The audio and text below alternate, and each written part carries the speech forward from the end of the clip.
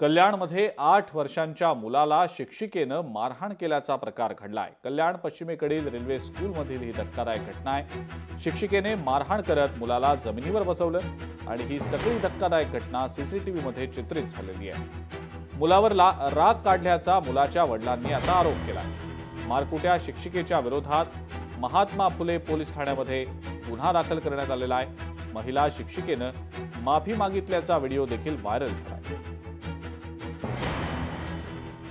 माझे जवळजवळ 18 ते 20 लाख रुपयावर डाका टाकलेला आहे, लुटलेला आहे माझी संपत्ती। या विषयावर मी बऱ्याच वेळा कंप्लेंट केलेली आहे। तर त्या कंप्लेंटला मागे घेण्यासाठी मला माझ्यावर वेगळ्या पद्धतीने अन्याय झालेला, अत्याचार झाले, तरी मी थांबलो नाही। तर मग माझ्या मुलाला, जो माझ्या इथं शिकतो 3ऱ्या वर्गामध्ये, त्या छोट्या मुलाला मारहाण करण्यात येत होती, वारंवार मारण्यात येत होतं। मग त्या विषयावर आम्ही पोलीस स्टेशनला FIR केलेला आहे महात्मा ज्योतिबा फुलेमध्ये। तर त्याचा आता राग मनामध्ये धरून या शाळेचे अध्यक्ष आता ते महिलांना सांगत आहे की पेरेंट्सच्या विरोधामध्ये, म्हणजे माझ्या विरोधामध्ये खोटी तक्रार करायला ते लोक भडकवून राहिले आहे। अशा पद्धतीने माझ्यावर त्रास देऊन राहिले, म्हणजे FIR करून सुद्धा अजून यांची दादागिरी वाढलेली आहे। लोकशाही मराठी ऐका, पहा, जागरूक रहा।